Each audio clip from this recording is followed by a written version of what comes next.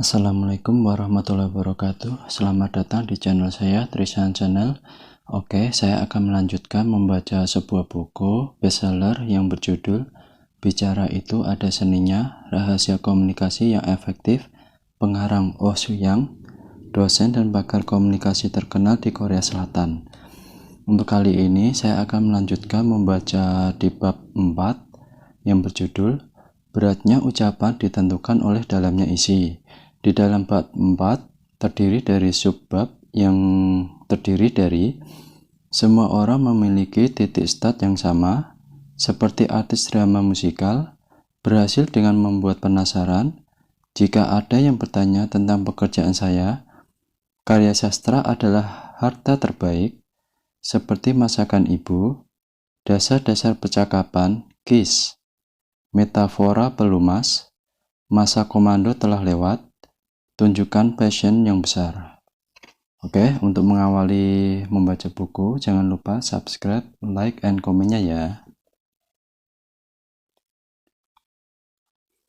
Kita akan tersadar bahwa ia benar-benar pakar komunikasi.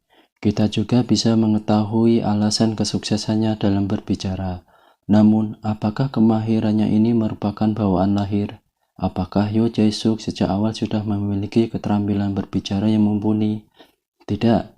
Ia yang sekarang sangat jauh berbeda pada saat awal debutnya. Saat menjadi reporter untuk acara Entertainment Weekly, ia masih berusia 20-an, berkali-kali gagap dalam berbicara. Ia tidak bisa siaran dengan benar karena sangat gugup. Bahkan, ia sampai mengucapkan minta maaf, lalu ia juga dikeluarkan dari acara tersebut. Sekarang, siapa yang dapat mengingat dirinya pada masa itu? Saya sangat tahu masa lalunya.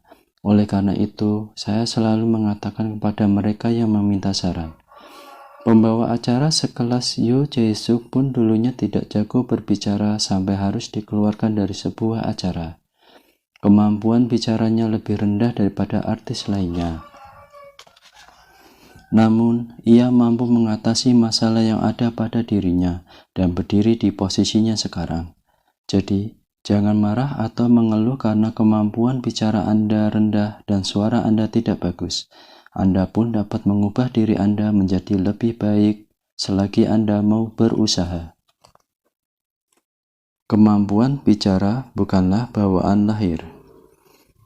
Kemampuan bicara seseorang sebagian besar ditentukan saat masih kecil. Jadi, bukan bawaan lahir sejak dalam kandungan ibu. Sehingga pengaruh apa yang diperoleh dari orang tua saat masih kecil sangatlah penting. Orang yang pandai berbicara bisa dibilang mendapat pengaruh yang baik dari orang tuanya.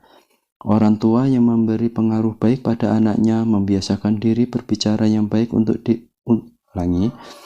Orang tua yang memberi pengaruh baik pada anaknya membiasakan diri berbicara yang baik untuk diteladani. Mereka mengajarkan dengan telaten berbagai bentuk ungkapan dan mendorong anaknya agar bisa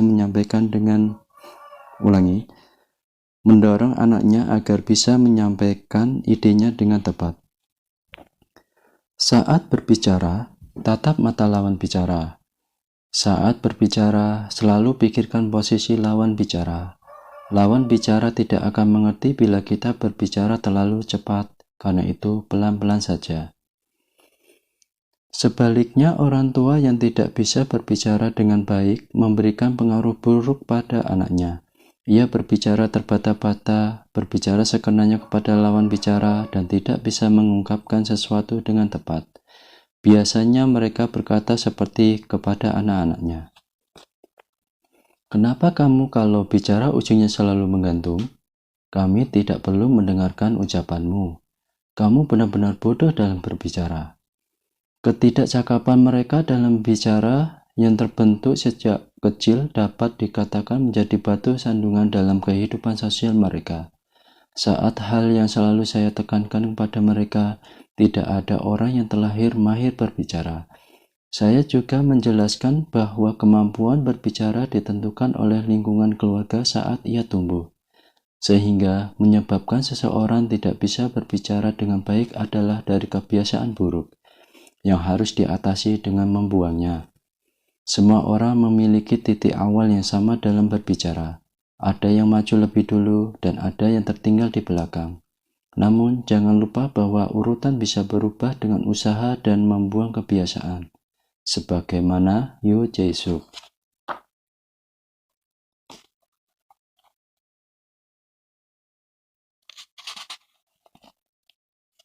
Seperti artis drama musikal.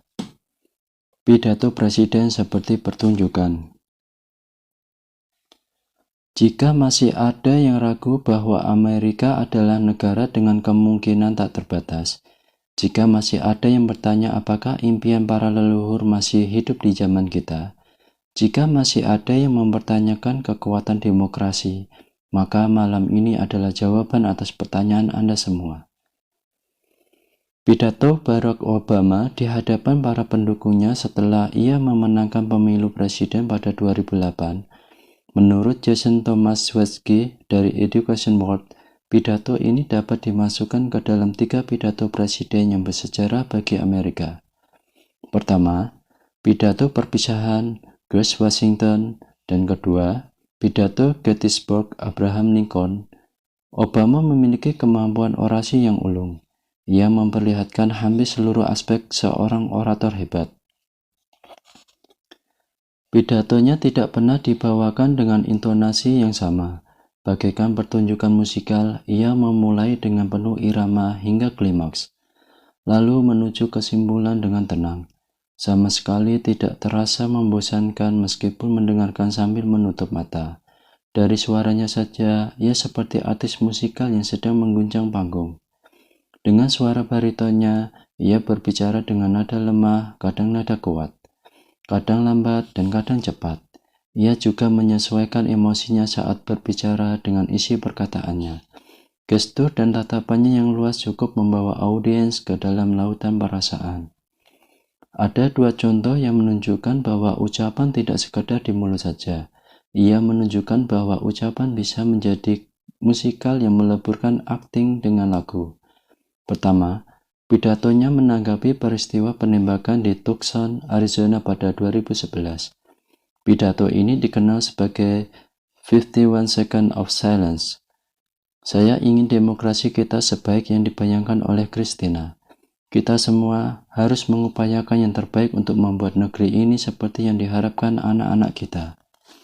Setelah mengatakan ini, ia diam selama 51 detik. Ia melihat ke arah kanannya, lalu ia menarik nafas panjang dan mulai mengejap-ngejapkan matanya. Ia berusaha membendung perasaannya yang meluap. Ia lebih memilih diam daripada mengungkapkan perasaannya dengan sebuah kalimat yang mengejutkan. Kehangatan pun menjala dari kursi penonton pada saat ia diam. Setelah 51 detik mengharukan itu, ia meneruskan kembali ucapannya. Pandangan Amerika tentang pidato tersebut seperti berikut. Pidato emosional Presiden Obama telah meredakan luka rakyat Amerika. Kedua, pidatonya di Universitas Carleton, South Carolina. Kedua, pidatonya di Universitas Carleton, South Carolina pada 2015.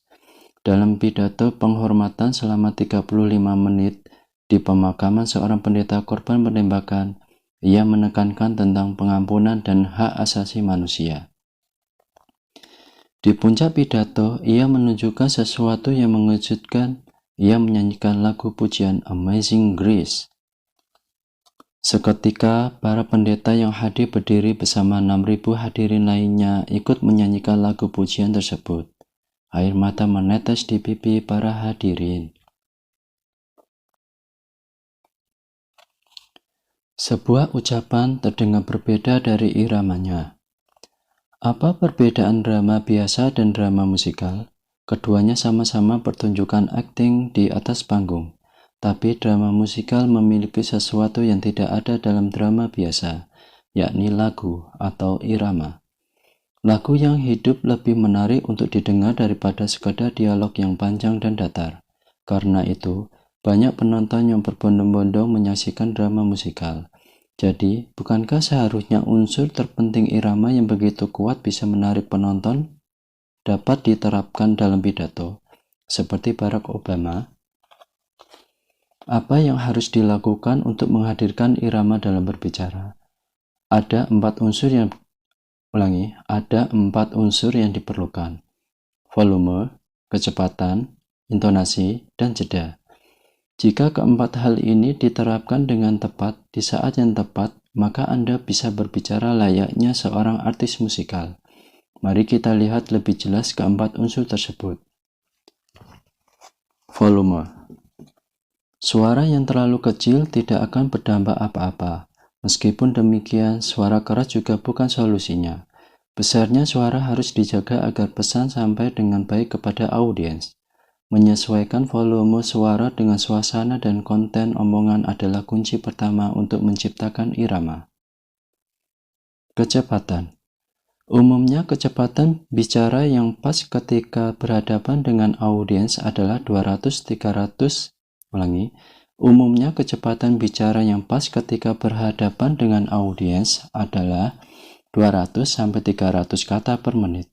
Namun, seorang pemula akan lebih mudah gugup sehingga memuntahkan segalanya dalam satu waktu. Kalau sudah begini, jumlah dan tingkat pemahaman audiens pun akan menurun. Untuk memperlambat kecepatan bicara, bibir harus digerakkan ke atas dan ke bawah. Anda bisa menggunakan lagu We Are I dari Exit yang disebutkan di depan. Biasanya Anda akan berbicara lebih cepat saat mengungkapkan semangat, kegembiraan, atau kemarahan, dan lebih lambat saat menunjukkan ketenangan, kesedihan, atau merasa kehilangan. Untuk mengontrol kecepatan bicara, Anda dapat mendengarkan rekaman suara Anda sendiri dan memperbaikinya. Di bawah ini adalah contoh bahan yang dapat dipakai untuk latihan. Bapak Ibu sekalian, gunakanlah hak pilih Anda yang berharga. Cepat. Ubahlah hidup Anda dengan ucapan yang bermanfaat, cepat. Saya merasa sedih jika mengingat peristiwa kapal Sewol. Saya merasa sedih jika mengingat peristiwa kapal Sewol. Lamban. Musim gugur, musimnya buku, dan refleksi diri telah tiba. Lambat. Intonasi. Mengubah intonasi suara setiap saat dapat meningkatkan konsentrasi audiens. Ucapan yang tidak berintonasi hanya akan terdengar seperti lagu pengantar tidur karena begitu monoton. Saat menekankan sesuatu, intonasi suara harus tinggi. Perhatikan contoh kalimat berikut. Saya tidak pernah berkata bahwa kebijakan wali kota itu tidak berguna. Jika penekanan di kata saya, artinya orang lainlah yang mengatakan hal tersebut. Bila yang ditekankan kata tidak, itu berarti bukan yang saya ucapkan, dan bila kata kebijakan yang ditekankan, maka artinya yang dimaksud tidak berguna adalah hal lain. Dengan kata lain, makna ucapan bisa berbeda tergantung letak penekanannya. Jeda. Kita dapat lebih menekankan makna ucapan lewat jeda di depan kata atau kalimat. Sebagai contoh, untuk rakyat (jeda), dari rakyat (jeda), pemerintahan rakyat tidak akan pernah hilang dari muka bumi ini.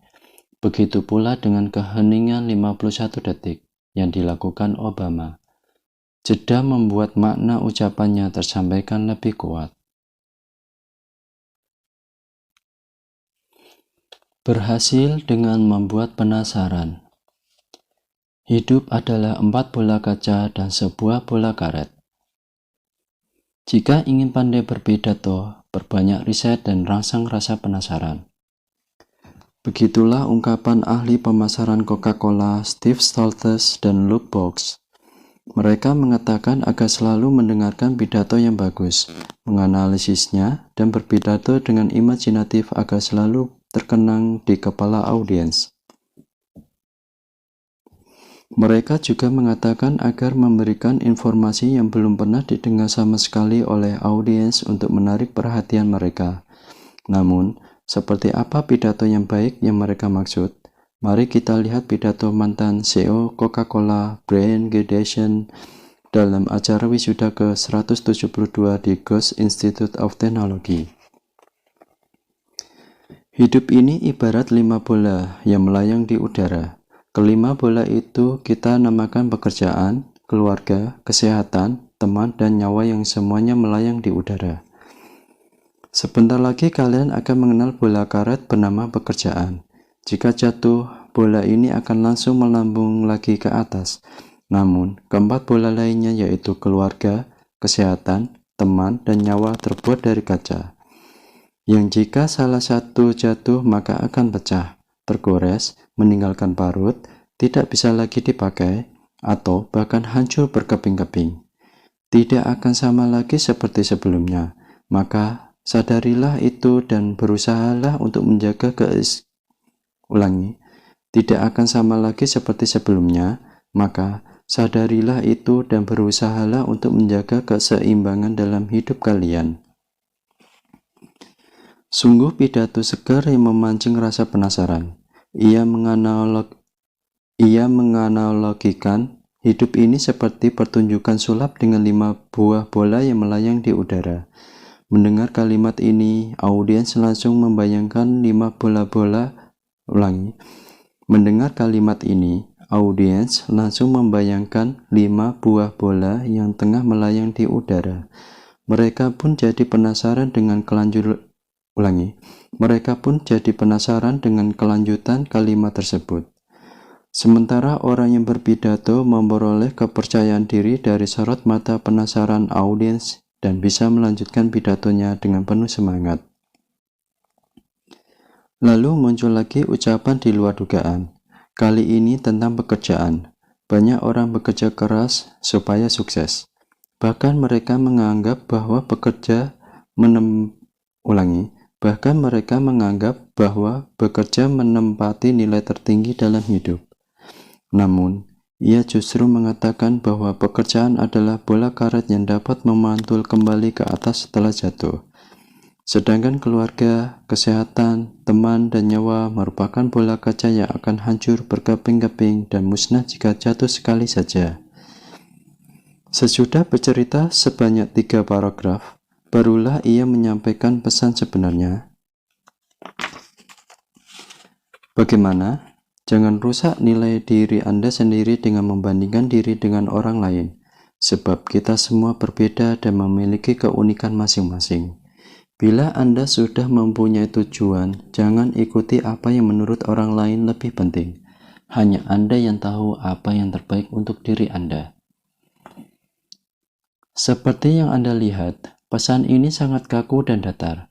Jika ia menyampaikan pesan ini di depan, tidaklah pidatonya akan gagal. Belakangan ini banyak program pidato di TV. Misalnya, Speak 100 Celsius di KBS One, Knowledge Sharing Council I Love People di SBS, Star Special Lecture Show di TVN, dan The Only One Lecture in the World di NBC Everyone. Apa yang membuat acara-acara ini populer di kalangan pemirsa? Sederhana, karena acara ini mengenalkan kisah yang baru dan menarik, yang sama sekali berbeda dengan kisah-kisah yang sudah umum dan lama. Penonton ingin memperoleh jawaban atas rasa penasaran mereka terhadap penulis dan kisahnya yang tidak dapat diperoleh lewat buku sekalipun. Saat pembicara pun menyampaikan kisahnya dengan hidup untuk menjawab rasa penasaran para penonton. Kita ambil contoh para penampil di acara Speak 100 Celsius KBS One. Kehidupan mereka masing-masing adalah kisah yang baru. Nenek yang mendaftar ujian kemampuan akademik, mahasiswa Seoul University yang mendonorkan hatinya untuk transplantasi ayahnya saat kelas 3 SMA. Chef Choi Hyun Suk yang menunjukkan kepeduliannya lewat masakan. Drummer Kim Tae Hyun yang baru berusia 15 tahun dan masih banyak lagi. Di antara kisah-kisah tersebut, ada pula yang berantakan dan tidak rapi. sangat berbeda jauh dengan yang tersusun. Meskipun demikian, para penonton sama sekali tidak merasa keberatan atau terganggu saat mendengarkan mereka. Mereka telah terbuai oleh kisah yang disampaikan para pembicara. Mereka terus menyaksikan dengan rasa penasaran tentang apa yang akan terjadi selanjutnya. Dengan menceritakan kehidupan mereka secara apa adanya, para pembicara acara Spek 100 Celsius mampu memancing rasa penasaran penonton secara alamiah.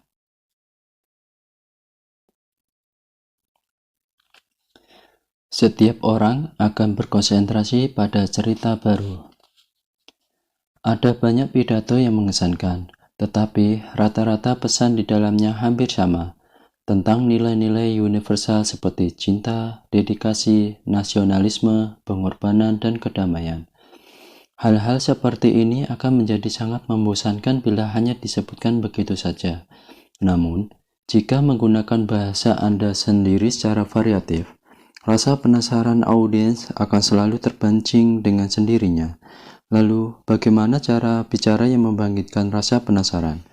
Dibutuhkan proses persiapan yang detail, proses mengumpulkan banyak bahan omongan yang dapat memancing rasa penasaran. Ada dua hal yang diperlukan. Pertama, Anda harus memupuk kemampuan observasi yang tajam terhadap dunia dan benda di sekitar Anda. Hal-hal yang sebelumnya tidak terlihat akan mulai tampak di mata bila Anda mulai memerhatikan sekitar dengan cermat dan hati-hati. Benda-benda tersebut akan mengena di hati. Perasaan yang Anda peroleh melalui pengalaman langsung adalah harta berharga yang tidak dapat ditemukan di buku, televisi, atau koran. Mengambil referensi dari kisah Anda sendiri akan cukup memancing rasa penasaran audiens. Lalu, bisakah untuk membaca koran setiap hari? Saat membaca koran, Anda akan menemukan informasi yang menurut Anda dapat dipakai sebagai bahan saat berbicara. Masalahnya, dunia cepat sekali berubah dan informasi pun secepat kilat tersampaikan kepada publik. Berita yang kita ikuti dengan seksama seringkali sudah dibicarakan di tempat lain. Contohnya, kalimat pembuka dalam program radio. Jadi, membaca berbagai jenis koran setiap hari akan membantu Anda menyiapkan materi omongan yang selalu segar. Jika ada bahan yang sudah dipakai oleh orang lain, maka singkirkan dan jangan dibahas lagi. Audiens akan menegakkan telinga saat ada kisah yang belum pernah didengar oleh siapapun. Jika ada yang bertanya tentang pekerjaan saya, menjadi orang yang menyenangkan dengan ucapan. Satu pekerjaan saja sudah sulit, bagaimana bisa mengerjakan beberapa pekerjaan sekaligus? Inilah jawaban saya untuk mempertanyakan tersebut. Lihat saya mulai menjadi reporter saat SMA, lalu sekarang saya menjadi pengisi suara, pembawa acara, dan penyanyi. Di berbagai bidang kemampuan saya berhasil diakui, padahal diakui di satu bidang saja sudah cukup sulit. Saya mempunyai suara yang bagus sebagai modal dasar dan dapat digunakan untuk berbagai kebutuhan sesuai permintaan bisnis. Jika Anda memiliki ketulusan dan semangat belajar tanpa henti untuk hal baru, Anda bisa mengasah kemampuan di berbagai bidang. Jadilah pribadi yang dapat menyajikan berbagai olahan, baik sebagai pengisi suara, reporter, ataupun pembawa acara. Saya memulai karir dengan menjadi reporter siaran lokal ketika masih SMA. Setelah mengikuti kuliah, saya meniti jalan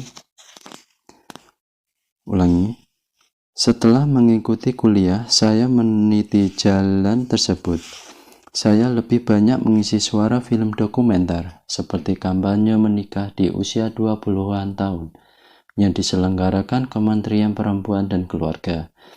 Jika film yang ditayangkan di Hong Kong Film Mart, Shanghai Film Festival, atau Cannes MIP-TV, saat itulah saya bertemu dengan Bai Han Seong dan berteman baik hingga sekarang. Mereka yang melihat keluasan saya dalam bergaul tidak membiarkan saya berhenti hanya menjadi pengisi suara. Beberapa kali mereka menyuruh saya menjadi pembawa acara. Saya tidak langsung menerima saran mereka karena dulu saya tidak berani jika berdiri di hadapan orang banyak. Lalu, saya berpikir matang-matang selama beberapa waktu. Saya melihat ternyata masih banyak potensi di dalam diri saya yang masih belum digali. Penyanyi Yoo Hae-yeol yang kini menjadi pembawa acara berbakat pun mengakui awalnya ia merasa pekerjaan tersebut tidak cocok dengan dirinya yang Penyanyi Yoo Hae-yeol yang kini menjadi pembawa acara berbakat pun mengakui awalnya ia merasa pekerjaan tersebut tidak cocok dengan dirinya yang pendiam. Lalu ia pun mencoba bidang yang baru dikenalnya itu, dan terus berlanjut hingga sekarang. Ia merasa pilihannya menjadi pembawa acara adalah langkah yang tepat. Setelah melakukan perenungan yang mendalam dan mengingat tentang Yoo Hae-yeol, akhirnya saya pun menerima saran untuk menjadi pembawa acara. Saya baru akan tahu apakah saya bisa atau tidak menjadi pembawa acara setelah mencobanya. Jika saya tidak mendapat penilaian yang baik, saya tinggal berhenti saat itu juga. Namun, terlebih dahulu, saya harus mengerahkan seluruh energi saya untuk mencoba menjadi pembawa acara. Bermula dari acara kecil, saya mulai menjalani hidup sebagai seorang pembawa acara. Walaupun banyak kesalahan-kesalahan kecil yang saya lakukan, tetapi secara keseluruhan saya mendapat penilaian yang baik. Acara besar yang pernah saya bawakan diantaranya adalah sebagai berikut. Perayaan Akbar Kemerdekaan 15 Agustus, Parade Budaya Nasional, Peringatan 1 Maret, Festival Warna Seoul, Debat Pilkada 4 Juni, Festival Dansa Korea, Cina, Jepang, pertunjukan musik, dan konser Daejeon-cheonan. Festival Orkestra Drama Jinju, konser K-pop Hallyu Jinju, konser 8090, radio podcast Viva My Life of My Wedding yang didukung oleh Kementerian Perempuan dan Keluarga. Beberapa waktu lalu, saya juga mengeluarkan album rekaman. Sekarang, saya bingung jika ada yang bertanya tentang apa pekerjaan saya, karena saya bisa menjadi reporter, pengisi suara, pembawa acara, penyanyi, dan sekarang aktif sebagai voice trainer dan juga dosen. Banyaknya jenis pekerjaan tersebut membuat saya mengenalkan kata voice trainer. Artinya, dengan modal suara yang bagus, Anda bisa mengasah kemampuan dengan baik di berbagai bidang yang dibutuhkan. Saya mendapat penilaian yang baik di berbagai bidang.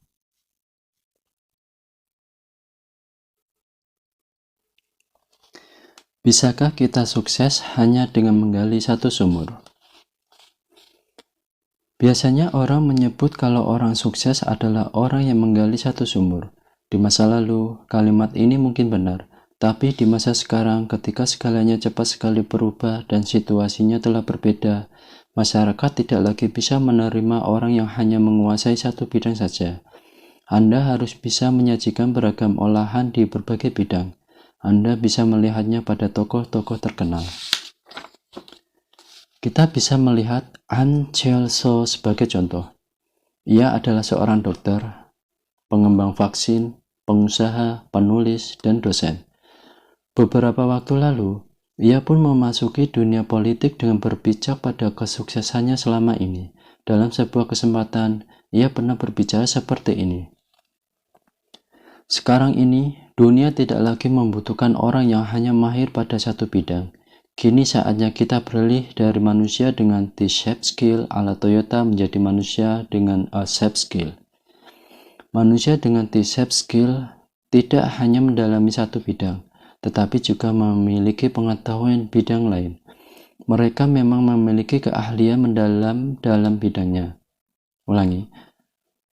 Mereka memang memiliki keahlian mendalam pada bidangnya, tetapi diiringi juga dengan pengetahuan pada bidang-bidang lain yang terkait. Ahn Cheol-soo merasa kemampuan ini saja tidak cukup.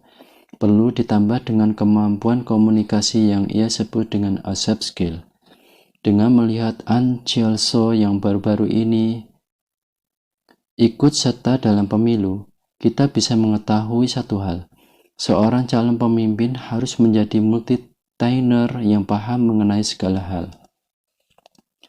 Bagaimana dengan Chef Choi Hyun Suk yang belakangan ini sedang naik daun? Pada dasarnya ia adalah seorang juru masak yang luar biasa. Ditambah lagi, ia memiliki sesuatu yang tidak dipunyai chef lainnya, yakni pertunjukan menghibur. Anda akan tersenyum sendiri saat melihatnya menaburkan lada dan garam dengan gerakan badan yang berlebihan dan tidak biasa. Ia menambahkan rasa pada masakannya. Konsumen menjadi tertarik untuk mencicipi masakannya karena melihat aksinya.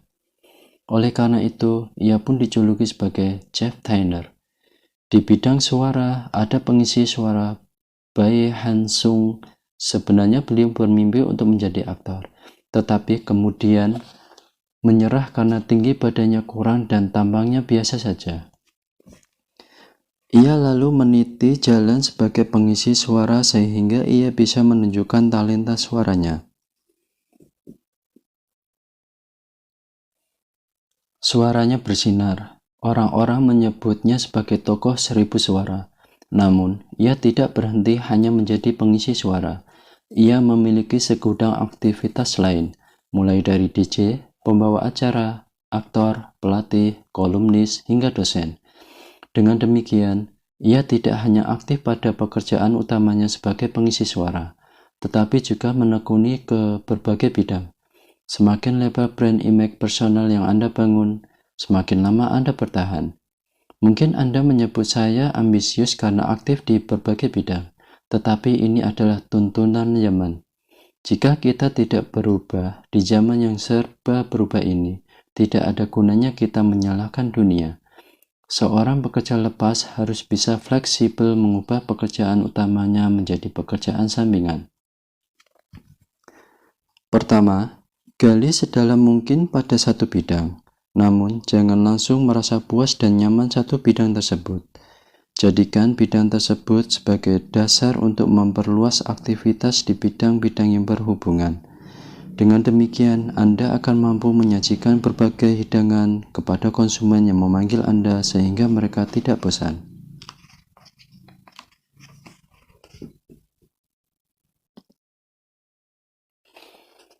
Karya sastra adalah harta terbaik.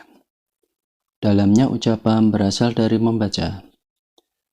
Saya ada hari ini karena membaca. Saya ingin memberikan hiburan dan cinta yang pernah saya terima kepada orang-orang yang melalui buku. Buku mengajarkan saya bahwa hidup ini memiliki harapan. Dengan membaca, saya tahu bahwa di dunia ini banyak juga orang yang keadaannya sama dengan saya. Buku memperlihatkan kepada saya tentang orang-orang sukses dan mereka bisa mewujudkan impian mereka. Kalimat di atas merupakan ucapan Oprah Winfrey. Ia berhasil keluar dari krisis masa remajanya yang kedinginan dan kelaparan dengan membaca. Oprah Winfrey yang hampir saja meniti jalan menyimpang seperti teman-teman sebayanya di perkampungan yang kumuh.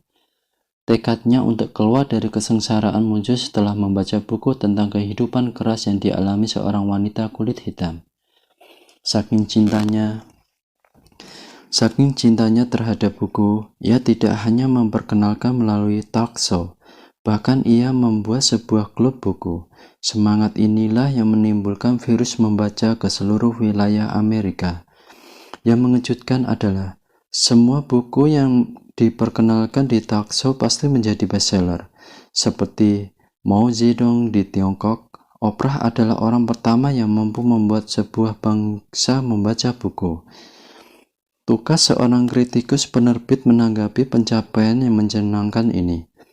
Pencapaian ini dapat terjadi karena kebiasaannya membaca buku. Ia memiliki pengetahuan yang mendalam di berbagai bidang karena rajin membaca sejak kecil. Diketahui bahwa ia hanya memperkenalkan buku yang telah dibacanya. Dengan begitu, ia bisa menyampaikan kesannya kepada penonton tentang buku yang menarik perhatiannya.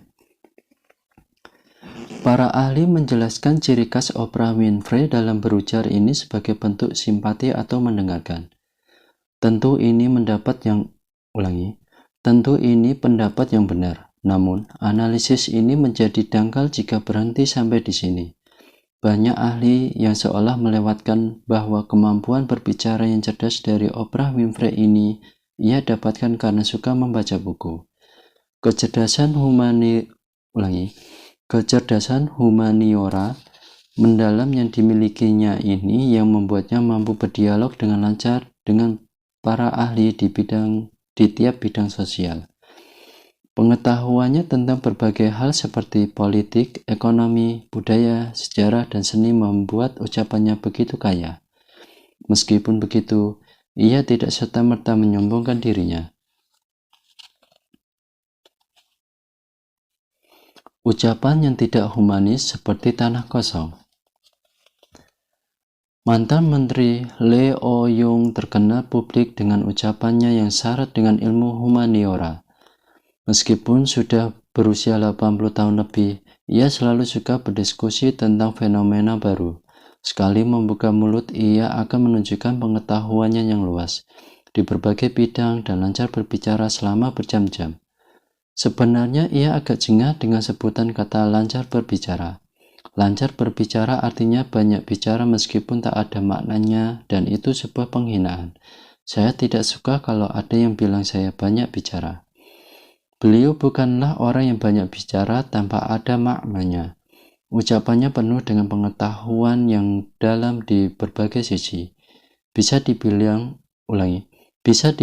beliau adalah pembicara berwawasan luas. Namun agak sulit untuk mengatakan bahwa warna suaranya bagus. Suara yang sedikit serak menjadi faktor kekurangannya. Meskipun demikian, pengetahuan humanioranya memancar seperti air mancur dan menjadikannya sebagai salah satu cendekiawan hebat di zaman ini. Itulah alasan bahwa orang-orang besar seperti politikus, pengusaha, pejabat, dosen, dan jurnalis tetap mencarinya dan mendengarkan nasihatnya di tengah kesibukan mereka.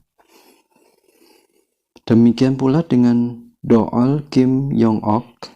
Dengan suaranya yang meletup-letup, ia menunjukkan dengan sempurna pengetahuannya yang komprehensif akan ilmu humaniora. Ia menguasai segala segi, mulai dari filsafat Tiongkok ala Lao Tzu, filsafat modern, Buddha, Kristen, hingga sejarah. Kepalanya tidak hanya dipenuhi oleh literatur klasik yang sudah kuno. Pemikirannya selalu relevan dengan zaman sekarang. Ia mengambil referensi dari literatur klasik, tetapi tetap merenungkan kondisi saat ini. Oleh karena itu, ucapannya membuat pendengarnya juga berapi-api. Mari kita intip salah satu ceramahnya dalam siaran China is Doll di JTBC. Dinasti Ming akhirnya runtuh setelah membuang-buang sumber daya negara untuk memperbaiki bangunan ini. Saya bisa masuk ke sini karena mereka sendiri yang membuat masalah hingga akhirnya memanggil saya. Kenapa saya harus bertengkar dengan tembok besar Tiongkok? Ini sia-sia. Saat ini dinasti Qing pun tak ada lagi wilayah Huaiji atau perbatasan Tiongkok dan bangsa Barbar. Kawasan yang terbagi menjadi dalam dan luar benteng bukanlah Tiongkok. Menempatkan tentara dan mengirimkan pasukan militer hanyalah kemubaziran yang sia-sia. Pertahanan negara tidak terbentuk dengan ini. Doal ceramah dengan berapi-api menjadikan tembok besar Cina sebagai contoh pemborosan sumber daya negara dan bukan lambang kekuatan negara. Ia tidak berhenti sampai di situ. Negara kita pun saya rasa tidak akan pernah berhasil dengan upayanya mengkonfrontasi dan membangun tembok antara utara dan selatan. Negara kita tidak akan bertahan dengan itu. Kita harus mengubah konsep utara-selatan dan meruntuhkan tembok yang ada. Apa itu tembok panjang? Semua tembok itu harusnya kita lenyapkan. Bangsa ini harus merobohkan tembok utara-selatan dan meneriakkan perdamaian. Kenapa kita harus menutup tempat seperti kawasan industri Kaesong dan menjadi bebal seperti ini? Apakah ini jalan yang ingin dilalui bangsa kita? Ia menjadikan tembok besar Cina sebagai contoh dan mengungkapkan pendapatnya bahwa bangsa Korea harus merobohkan tembok itu. Ia menekankan bahwa penutupan kawasan industri Kaesong sama sekali bukan bentuk pertahanan negara. Kata-katanya tidak akan memiliki daya bujuk jika ia hanya meneriakkan bahwa kawasan industri Kaesong seharusnya tidak ditutup. Namun, ia dengan cerdas menjadikan tembok besar Cina sebagai dasar argumennya sehingga semua orang mengangguk setuju dengan argumennya. Ucapan yang tidak dilandasi dengan ilmu humaniora akan seperti tanah kosong. Inilah dengan ilmu-ilmu humaniora agar tanah itu berubah menjadi hutan yang subur, yang membuat inspirasi, kearifan, dan wawasan menari-nari di dalamnya. Ilmu humaniora tidaklah sulit. Anda hanya perlu mempunyai hobi membaca di bidang yang diminati seperti psikologi, filsafat, ekonomi, atau komunikasi. Ada satu kalimat yang selalu diucapkan Bai Hansung. Anda akan dapat berlari jauh, long run, dengan terus belajar, long run. Kalimat yang bagus untuk diingat. Seperti masakan ibu. Bicara beda dengan membaca naskah. Kosmetik A sangat disukai oleh para wanita yang membutuhkan suplemen kulit karena produk ini memiliki 5 karakteristik yang tidak ada pada produk lain. Pertama, komposisinya terbuat dari tanaman dan tidak mengandung bahan kimia. Kedua, tren yang mendunia sekarang ini. Waktu itu saya sedang menjadi penilai presentasi X. Seorang penyaji membawakan presentasi dengan produk kosmetik. Ia melakukan riset dengan baik mengenai bahan kosmetik yang menguntungkan bagi konsumen dan memaparkannya satu persatu. Lafal dan gesturnya pun tidak terdapat celah. Namun, ada 2 masalah dalam presentasinya. Pertama, ia memberi kesan bahwa ia hanya mengulang kembali apa yang dihafalkannya. Menghafal memang bukan hal yang salah, tetapi jika hanya mengulang secara otomatis, hal tersebut akan menjadi sangat membosankan. Setelah mengingat dan menguasai materi, Anda harus menyampaikannya dengan cara yang menarik. Akan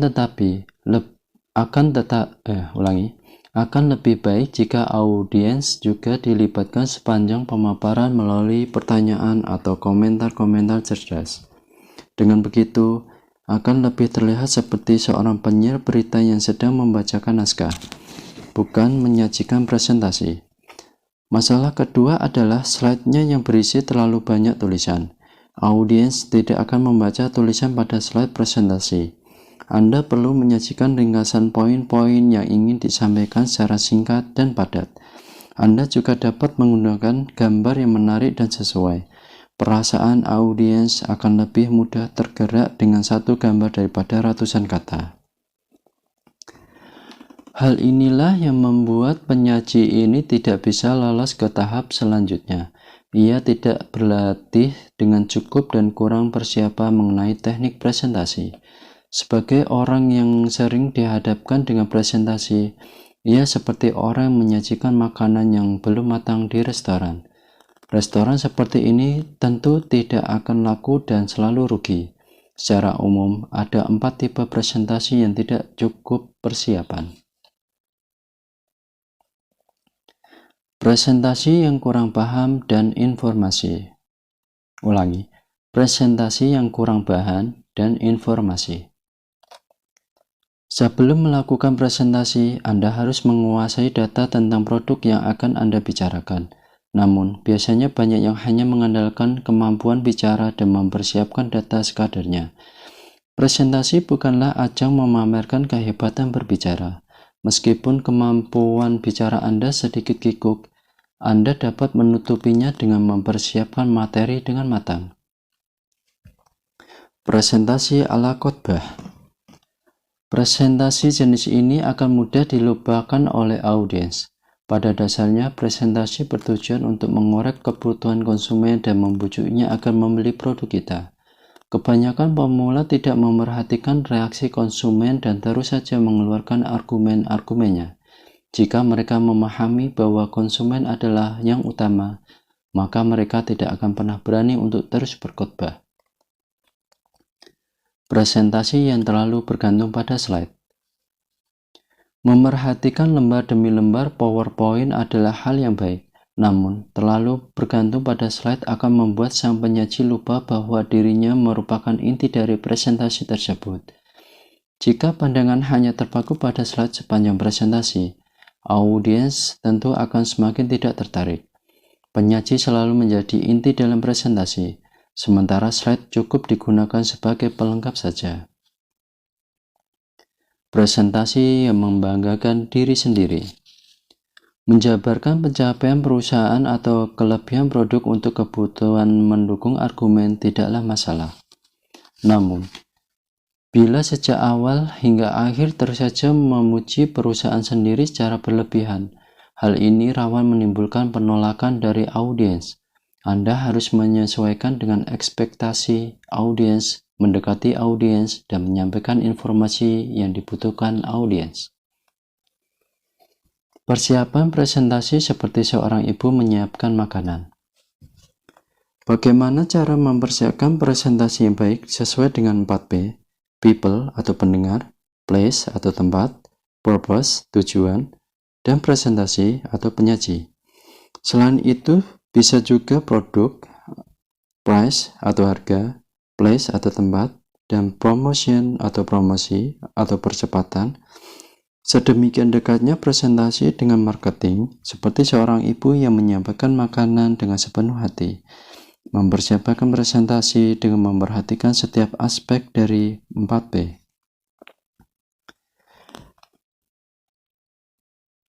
People, kenali calon pendengar. Anda harus mengetahui tentang jumlah, kecenderungan tingkat pendidikan dan ekonomi, serta keinginan audiens. Presentasi umumnya cenderung ke arah audiens sehingga tidak berlebihan jika dikatakan bahwa keberhasilan atau kegagalan presentasi tergantung pada analisis tentang audiens. Jika pramuniaga menjual produk kepada konsumen di lokasi presenter, membujuk konsumen untuk membeli produk di tempat presentasi, kenali konsumen agar presentasi berjalan dengan lancar. Place atau amati tempat. Pastikan dengan baik lokasi presentasi, layar, penempatan kursi, pencahayaan, dan penghangat atau pendingin ruangan. Hal ini diperlukan untuk keefektifan presentasi di lokasi. Perhatikan baik-baik, jangan sampai ada peralatan yang rusak atau kondisi kurang siap karena kesalahan pihak penyelenggara. Audiens tidak akan pernah memaklumi hal-hal seperti itu. Cek semua sisi lokasi secara teliti, seolah Anda sedang mempersiapkan acara lamaran untuk kekasih Anda. Purpose atau jangan lupakan tujuan. Presentasi adalah nahkoda yang mengajak audiens berkeliling dengan kapal bernama presentasi. Oleh karena itu, ia harus selalu ingat arah menuju presentasi perjalanan tersebut. Jangan sampai ia membawa kapal ke arah yang menyimpang di tengah perjalanan. Ingatlah bahwa tujuan utama presentasi adalah membujuk audiens dengan intisari yang mudah dipahami. Presenter atau pembicara harus selalu siap. Seorang penyaji harus menguasai materi yang diperlukan dalam presentasi dan mempersiapkan dengan baik mulai dari PowerPoint, handout, sikap, hingga suara. Jadi perlu dilakukan beberapa kali latihan. Ada yang merasa sudah cukup dengan berlatih 3-4 kali, meskipun hal itu terlalu percaya diri. Steve Jobs saja berlatih hingga puluhan kali agar mampu melakukan presentasi tingkat internasional. Ulangi minimal 10 kali untuk menjadi seorang penyaji yang hebat. Tidak hanya presentasi, saat melakukan wawancara, menasehati atau berbisnis pun demikian. Agar bisa memberikan kesan kepada lawan bicara bahwa orang ini memiliki perhatian khusus kepada saya, siapapun pasti akan teringat dengan lezatnya makanan yang disiapkan oleh ibu dengan penuh cinta pada saat kecil. Saat Anda memberikan makanan yang demikian, maka lawan bicara pasti akan jatuh hati kepada Anda.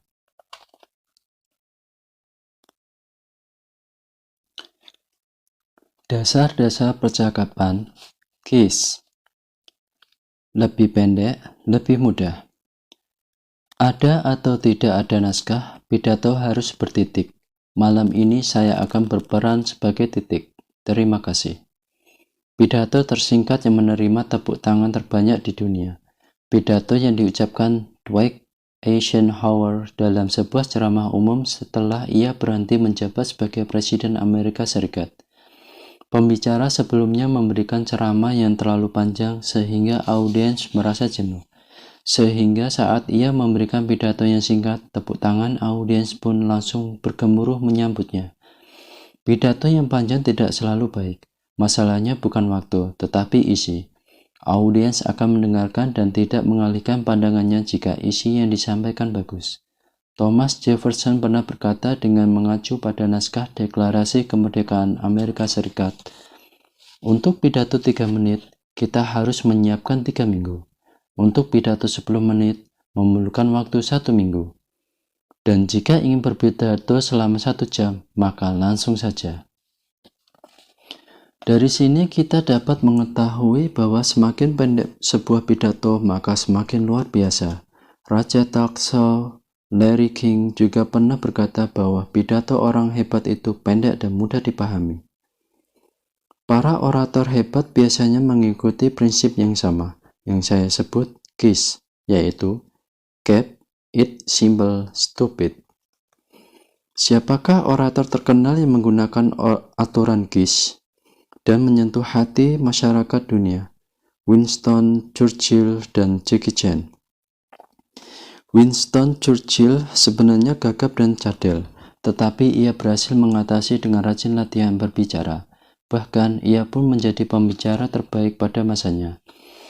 Setelah tidak lagi menjabat sebagai Perdana Menteri, ia pernah berpidato dalam upacara kelulusan Universitas Oxford. Selama 30 detik, ia hanya menatap audiens sambil memegang erat podium dengan kedua tangannya. Sesudah itu ia berkata, "Jangan pernah menyerah. Jangan, jangan, jangan." Audiens sudah menyiapkan telinga untuk mendengar kelanjutan pidatonya, tetapi ia kembali hanya berkata, "Jangan menyerah." Perkataan yang jujur dan tidak dilebih-lebihkan akan menggerakkan hati. Contoh pidato yang sederhana dan jelas. Kita bisa melihat Jackie Chan. Setelah sukses menjadi aktor film laga, ia banyak melakukan kegiatan amal. Ia pun mendapat gelar doktor honoris causa dari Universitas ternama di Hong Kong. Dalam acara penghargaan tersebut, ia pun menceritakan kisah hidupnya tanpa dilebih-lebihkan sedikit pun. Di antara yang hadir pada saat ini, tentu tidak ada seorang pun yang nilainya lebih rendah daripada saya. Saya putus sekolah sejak SD karena sangat miskin. Pada saat itu, saya bertekad suatu saat nanti saya akan mengumpulkan banyak uang agar bisa belajar sepuasnya. Saya bekerja dengan giat, dan keberuntungan pun mengikuti. Lalu saya pun mulai belajar. Namun, sekeras apapun saya berusaha, otak saya tidak bisa menyerapnya. Akhirnya saya menyadari bahwa belajar pun ada masanya. Terutama teman-teman mahasiswa, bersyukurlah bahwa kalian saat ini adalah mahasiswa. Ia ingin menyampaikan kepada para mahasiswa bahwa mereka seharusnya berbahagia karena bisa belajar, bermimpi, lakukan, dan miliki tujuan. Ia sama sekali tidak mengeluarkan kata-kata itu, karena para mahasiswa pasti sudah begitu sering mendengarnya dari guru, dosen, orang tua, atau tokoh-tokoh besar. Namun, Jackie Chan mampu menyampaikannya dengan ucapan yang sangat pendek dan sederhana. KISS juga dapat dipakai dalam obrolan sehari-hari. Anda tidak perlu panjang-panjang berbicara hanya karena gelar atau pengetahuan kita banyak. Ini adalah sikap yang kurang bijaksana. Mengoceh panjang sendirian seolah mengatakan, "Kalian tidak tahu kan?" tidak akan memberi reaksi apapun dari pendengar. Berbeda dengan orang cerdas. Mereka berbicara singkat saja dengan bahasa yang mudah dipahami. Bila kita berusaha dengan penuh pengabdian, kita akan bisa menikmati kemerdekaan dalam perlindungan Tuhan. Sebagai negara dengan pemerintahan dari rakyat, oleh rakyat, dan untuk rakyat, kita tidak akan pernah lenyap dari muka bumi. Ini adalah pidato Abraham Lincoln di Gettysburg, Pennsylvania pada 19 November 1863. Meskipun durasinya tidak sampai 2 menit, pidato ini begitu mendunia di kemudian hari. Beginilah pidato yang baik dan juga dapat diungkapkan secara ringkas serta tajam. Satu pukulan telak di rahang lebih efektif untuk mengalahkan lawan daripada pukulan yang banyak tapi acak.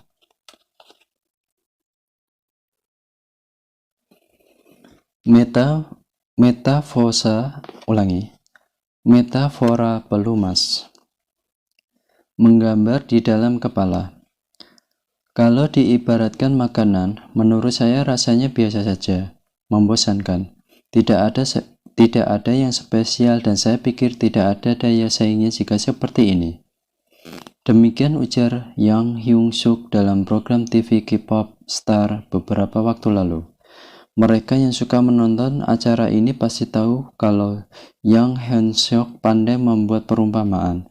Apalagi jika dibandingkan dengan Yoo Hye-yul dan Park Jin-young, ia dikenal sebagai pakar perumpamaan. Mari kita lihat beberapa contoh lainnya.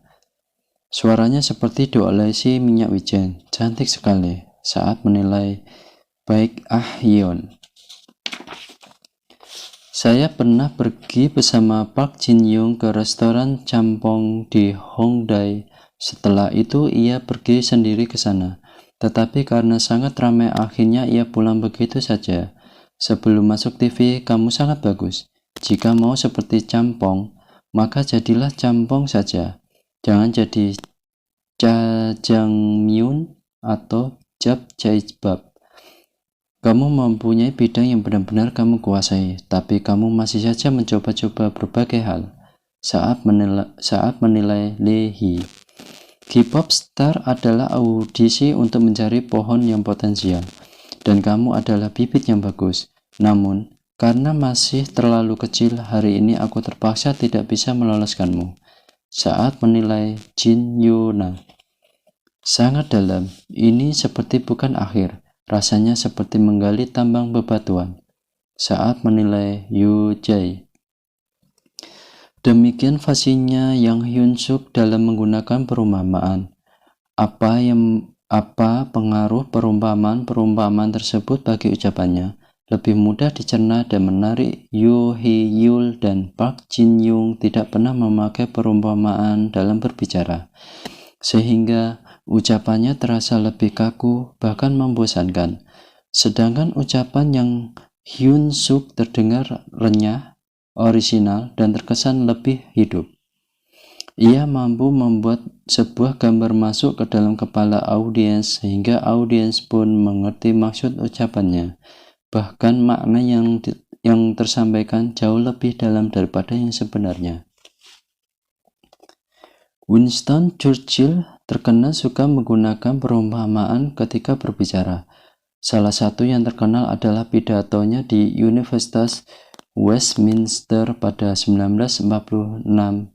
Ia berkata, "Dari Stettin di Baltik sampai Trieste di Adriatik, sebuah tirai besi telah terbentang di sepanjang benua. Kita tidak bisa mengetahui apa yang terjadi di balik tirai itu." Dari sini muncul perumpamaan tirai besi yang terkenal. Churchill menggunakan istilah tersebut untuk mengkritik negara komunis yang bersatu dan membuang harapan mereka akan perdamaian setelah Perang Dunia Kedua untuk melawan negara-negara barat. Seperti perumpamaan ini, era Perang Dingin berlangsung sangat lama antara negara Eropa Barat dan negara Eropa Timur. Saat terjadi perdebatan antara ia dan rekan-rekannya di parlemen tentang siapa pendiri Partai Buruh di Inggris, saat itu tanpa disangka ia menjawab Columbus. Lalu ia menjelaskan alasannya sambil menatap rekan-rekan yang kebingungan. Ketika berangkat Columbus sama sekali tidak tahu kemana kapalnya akan menuju. Lalu, saat kapalnya tiba di Amerika pun, ia tidak tahu itu di mana. Terlebih lagi, semua biaya yang dipakainya sejak berangkat hingga kembali adalah uang orang lain. Para anggota parlemen itu berdecak kagum mendengar analoginya yang menakjubkan. Tidak penting siapa pendiri partai buruh, yang jelas mereka tidak ada bedanya dengan Columbus yang tidak tahu arah, tidak bisa mengidentifikasi tepatnya berlabuh, dan menghabiskan ongkos yang sepenuhnya berasal dari uang orang lain.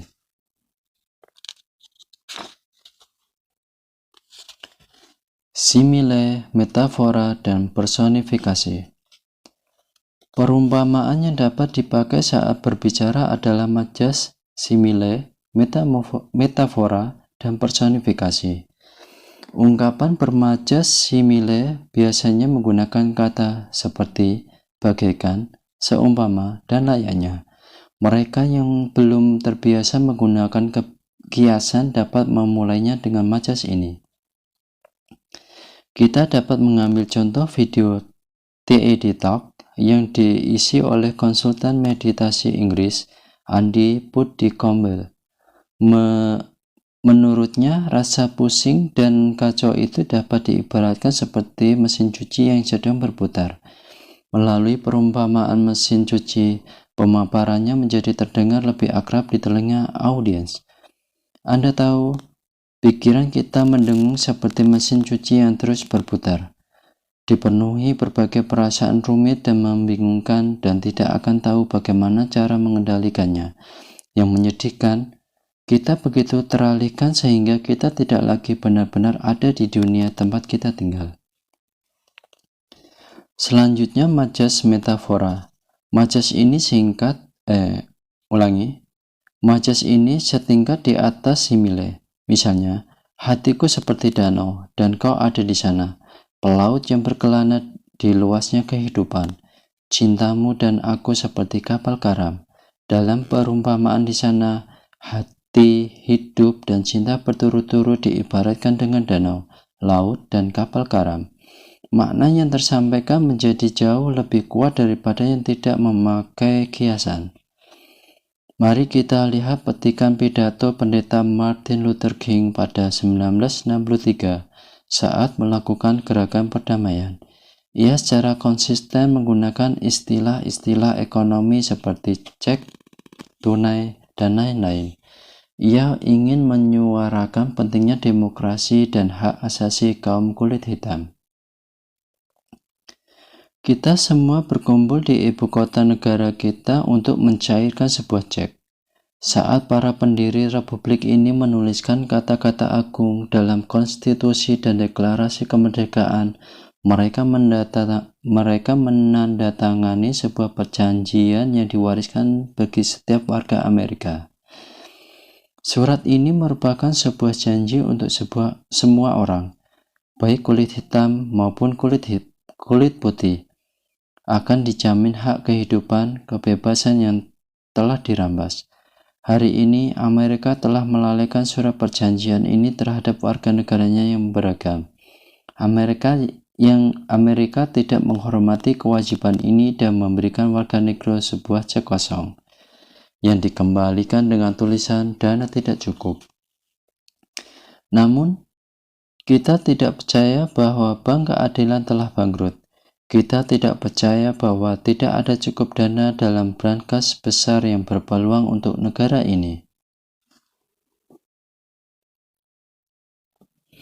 Terakhir adalah majas personifikasi, yaitu bentuk perumpamaan benda mati yang berlaku seperti manusia. Contohnya, gelombang itu lari mendekat, matahari keperaduan, dan harapan itu telah kembali ke tanah. Gelombang, matahari, dan harapan diibaratkan seperti manusia yang dapat berlari, melangkah ke peraduan dan kembali ke tanah. Bagaimana? Bukankah maknanya menjadi lebih tersampaikan dengan mengasosiasikannya dengan manusia? Berikut ini adalah pidato Margaret Thatcher sebagai Perdana Menteri Britania Raya yang membuat ketakutan terhadap inflasi terasa lebih nyata. Inflasi adalah orang tua pengangguran dan pencuri yang tak terlihat bagi orang-orang yang menabung.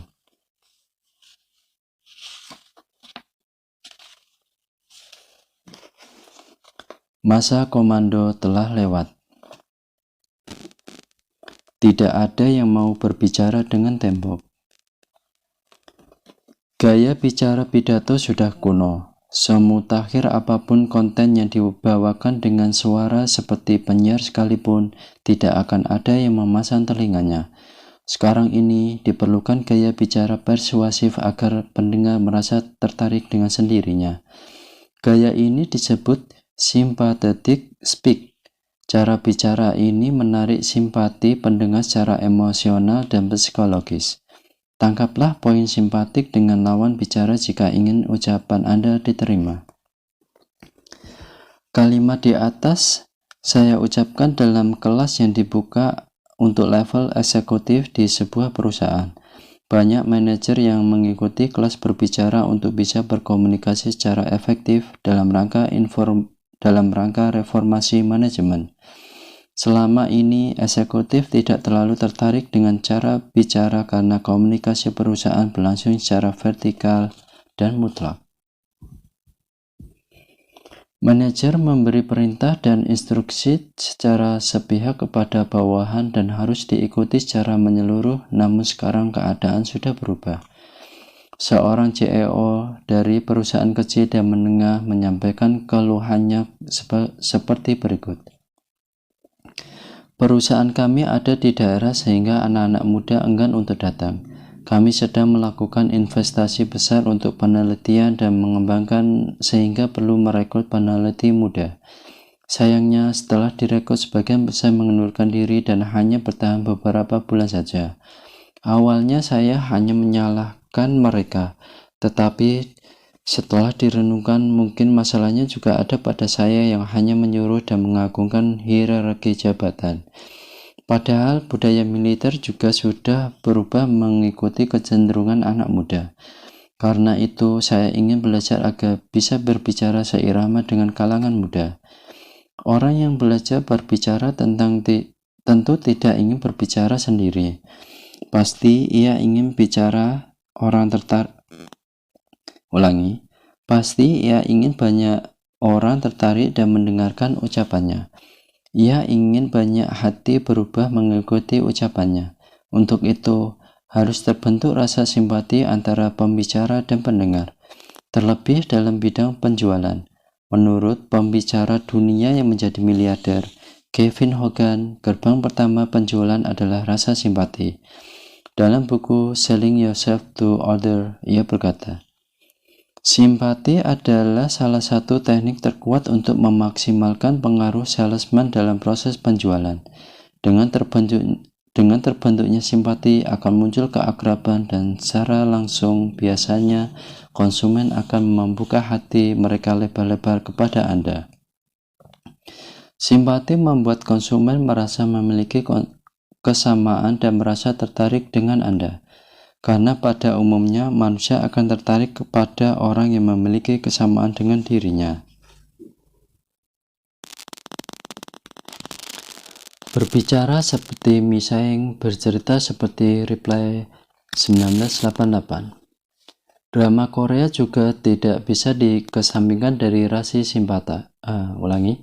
Drama Korea juga tidak bisa dikesampingkan dari rasa simpati.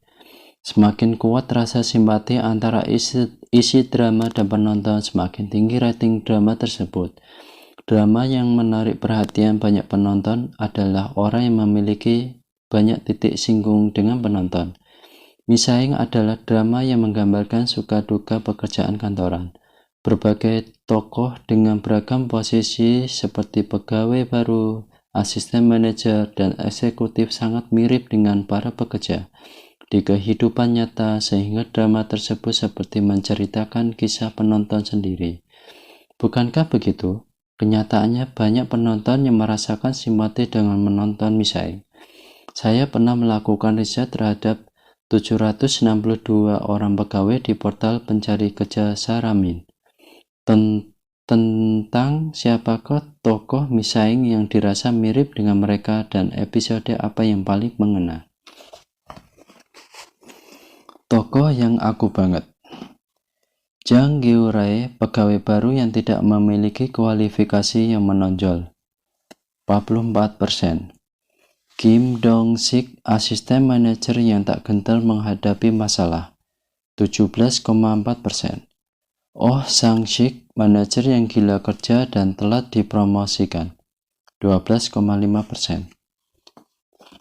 Episode paling mengena. Naik jabatan karena politik di dalam perusahaan daripada kerja keras, 39,6%. Tuntutan pekerjaan yang membuat mata merah, 37,8%. Merebaknya budaya organisasi patriarkat di mana pria yang mendominasi, 35,8%. Menyembunyikan kebenaran karena takut dimarahi atasan, 29,7%. Merasa hilang arah karena prestasi dan kualifikasi diri lebih rendah daripada teman sekelas atau rekan sekantor, 26,8%. Banyaknya poin-poin dalam drama Misaing yang begitu mengena bagi pemirsa. Oleh karena itu, tidak heran jika drama itu begitu populer. Ulangi. Banyaknya poin-poin dalam drama Misaing yang begitu mengena bagi pemirsa. Oleh karena itu, tidak heran jika drama ini begitu populer, kan? Begitu pula dengan Replay 1988, meskipun berlatar tahun 80-an, drama ini dicintai banyak penonton. Masa kini karena kesamaan rasa. Ada 3 kata kunci yang universal dan lintas zaman di drama ini.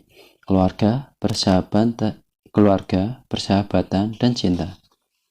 Jika poin-poin ini gagal menggetarkan hati pemirsa, mungkin Replay 1988 tidak akan populer seperti sekarang. Pria yang tidak mempunyai pengalaman berpacaran akan kesulitan menyatukan perasaannya dengan wanita.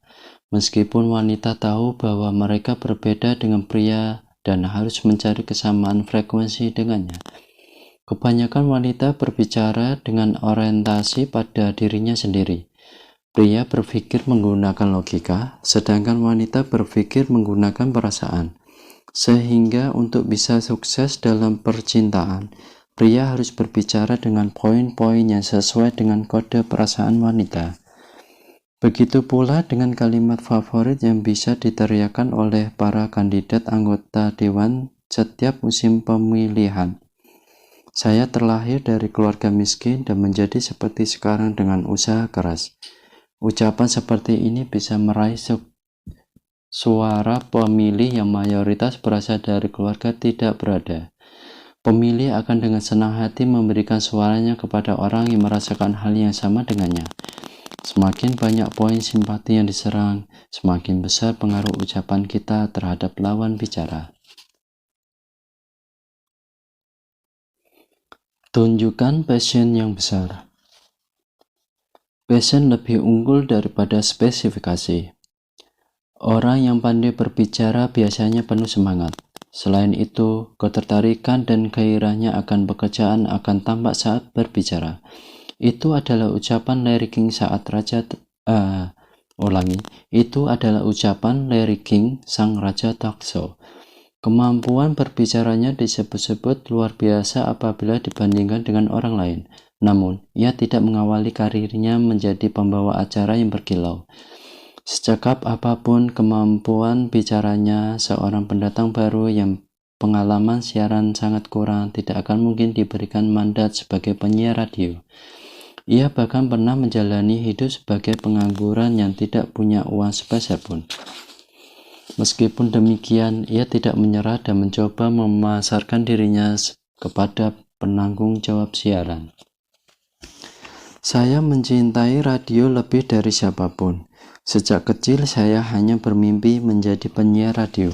Oleh karena itu, saya terus latihan berbicara, posisi apapun tidak apa-apa. Tapi tolong beri saya kesempatan. Saya akan berikan kemampuan terbaik saya dan membuktikan bahwa Anda tidak salah memilih. Sang penanggung jawab siaran yang merasakan semangatnya pun menjawab, "Kau benar-benar hebat.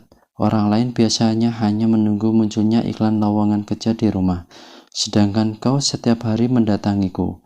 Itu artinya kau begitu mencintai dan menginginkan pekerjaan sebagai penyiar. Aku bisa merasakan semangatmu yang luar biasa. Baiklah, sekarang mungkin belum ada, tapi nanti jika ada lowongan, aku akan menghubungimu." Begitu pintu kesempatan terbuka bagi Larry King yang sejak lulus SMA telah mengembara dengan berbagai pekerjaan.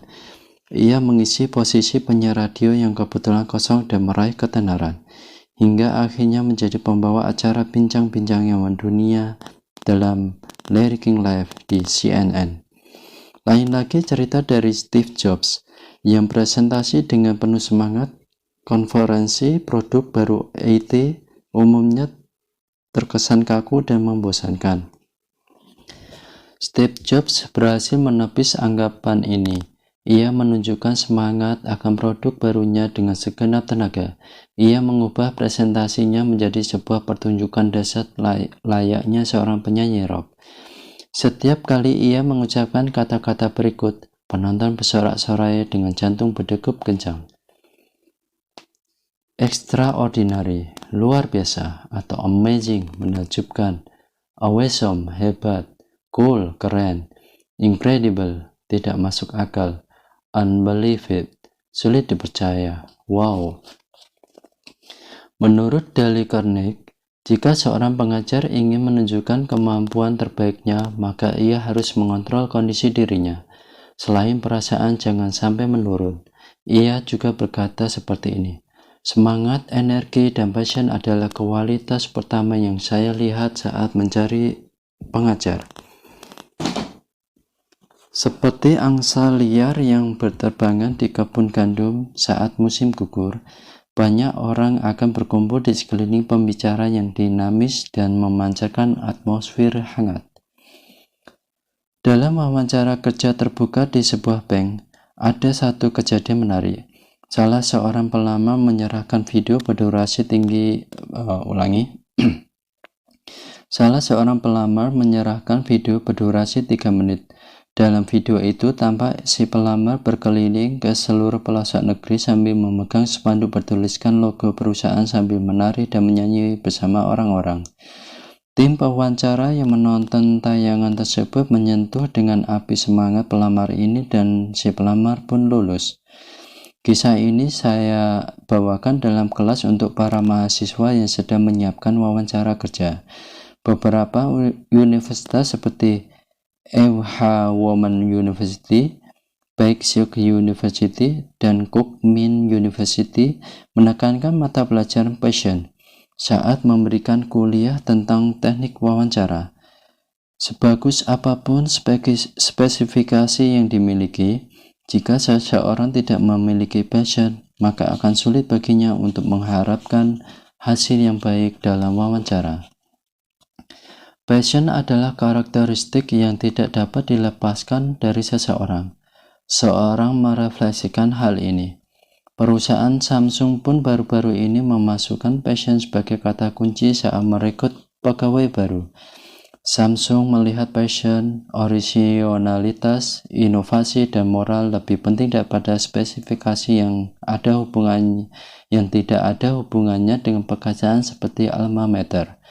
Terkait passion terhadap pekerjaan di masa depan, John Francis Welch Jr. berpendapat bahwa eksekutif masa depan harus memiliki 4E+E, yaitu energi, energize, execution, and vision. Terlihat bahwa passion atau energi berada di urutan terdepan.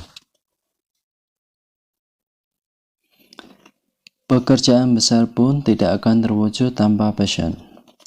Dalam buku Leadership Promises for Your Work, pakar leadership dunia John C. Maxwell menyebutkan bahwa ada 21 kualitas yang diperlukan oleh seorang pemimpin, yaitu passion, kunci yang menentukan takdir. Ia menjelaskan lebih lanjut mengenai 4 ciri khasnya. Langkah pertama menuju sukses. Orang yang mempunyai passion memiliki mimpi mewujudkan hal besar. Sebaliknya, orang yang tidak mempunyai passion tidak tertarik sama sekali tentang hal besar. Hati yang berniat melakukan sesuatu akan menentukan takdir orang tersebut. Semakin kuat passion, keinginan pun semakin besar seiring dengan kemungkinan. Ralph Emerson pernah berkata, sebuah hal yang besar tidak akan terwujud dengan sebuah hal yang besar tidak akan terwujud dengan baik tanpa adanya passion. Menumbuhkan kemauan. Para atlet umumnya akan terus bertahan dalam keadaan yang melelahkan sekalipun. Petinju yang tetap berusaha bangkit walaupun sudah jatuh, pelari maraton yang terus berlari hingga terpincang-pincang, dan atlet panahan yang tidak menyerah hingga akhir pertandingan meskipun anak panahnya berkali-kali meleset dari target. Semua karena dorongan passion. Semangat inilah yang menopang kemauan kuat. Tidak ada yang dapat menggantikan semangat yang merupakan sumber kemauan. Jika Anda menginginkan sesuatu yang sepenuh hati, akan muncul tekad untuk memperolehnya. Mengubah seseorang. Katakan ada seseorang yang tidak memiliki talenta khusus, tidak mempunyai uang, dan tidak memiliki koneksi, dan suatu hari menjadi pembisnis sukses. Apakah yang membuatnya berhasil? Semangat. Semangatlah yang mengubahnya menjadi orang yang lebih tekun dan produktif. Semangat memiliki pengaruh yang lebih kuat daripada sifat terhadap seseorang. Membuat yang tidak mungkin menjadi mungkin. Seorang lansia yang ingin melebarkan jalan berencana untuk memindahkan 2 buah gunung besar, walaupun sebentar lagi ajal menjemput. Ia setiap hari menggali gunung dan membuang tanahnya ke laut. Ia berkata bahwa keturunannya akan meneruskan pekerjaannya menggali gunung bila ia mati. Dewa gunung yang terperanjat dengan semangat lansia itu berpikir bahwa ia bisa kehilangan tempat tinggalnya bila terus-terusan seperti ini. Maka sang dewa pun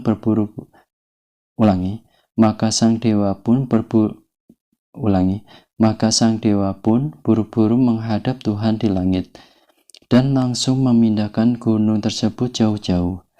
Jika api semangat telah menyala di dalam dada seseorang, maka ketidakmungkinan pun akan lenyap seperti uap. Apakah Anda sedang merencanakan hal besar? Apakah Anda sedang merencanakan hal besar? Maka jangan lupa sisipkan semangat yang besar dalam ucapan Anda. Semangat itu akan menyebar ke sekitar Anda dan akan membantu Anda untuk melangkah maju. Suara, lafal, gestur, dan konten. Semua memiliki peranan penting dalam berbicara, namun semangat adalah mantra terbaik untuk mewujudkan masa depan yang Anda impikan. Demikian saya telah membacakan di bab 4. Untuk kedepannya saya akan melanjutkan membaca di bab 5.